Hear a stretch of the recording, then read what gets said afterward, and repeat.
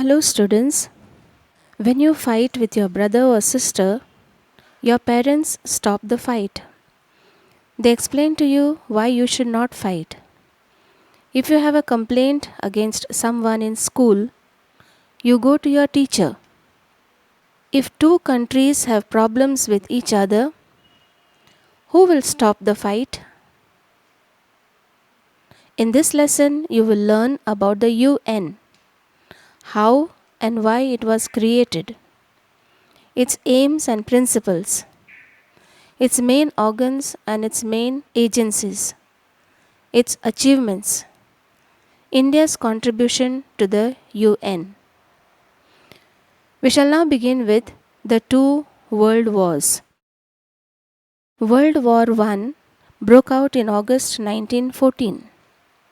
It was a terrible war in which many nations of the world were involved.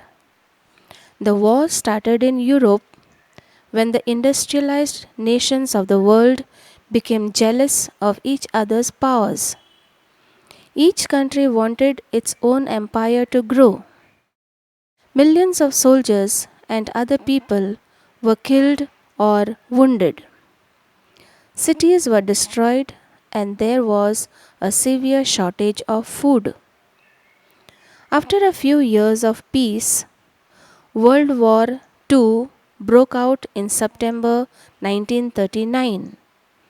It ended in 1945 after USA dropped atomic bombs over two Japanese cities, Hiroshima and Nagasaki. The loss of life and the destruction of cities in World War II was much greater than in World War I. Now we shall study something about the formation of the United Nations. After World War II, the nations of the world came together to find ways of preventing wars in future. The huge destruction and misery of the two wars had made them wiser. As a result of their efforts, the United Nations was born in the year 1945.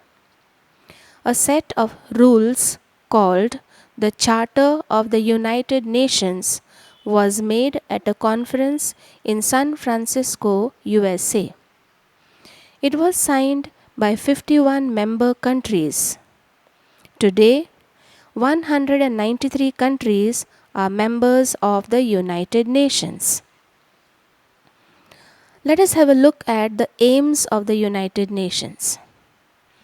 According to the Charter, that is the set of rules of the UN, its aims are to maintain international peace and security.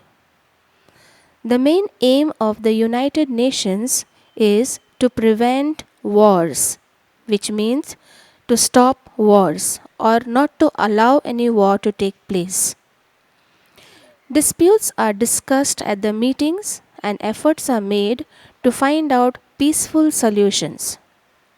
Sometimes, when there is a danger of war between two nations, the United Nations sends a military force called the Peacekeeping Force to prevent war. To develop friendly relations between nations. To encourage respect for human rights and the freedom of all the people. All member nations of the UN are expected to make sure that human rights are taken care of in their country. To achieve international cooperation in solving economic and social problems. It believes that the world can have lasting peace only when all the nations of the world achieve progress and development. Therefore, it expects the richer countries to help the poorer countries improve their living conditions. It also helps to improve education in these countries. To help fight diseases and preserve the environment. Now we shall have a look at the principles of the United Nations. All countries that are members of the UN are equal, however developed or underdeveloped, rich or poor they may be. All the countries that are members of the UN must obey the Charter, that is, the set of rules. Countries must try to settle their differences by peaceful means. The UN will not interfere in the internal matters of any country. Now we have the structure of the UN. The UN has 6 different organs or bodies that have different functions. They are the General Assembly, the Security Council, the Secretariat, the Economic and Social Council, the International Court of Justice, the Trusteeship Council. I shall explain in short the working and responsibilities of the main organs in the next video. Thank you and God bless you.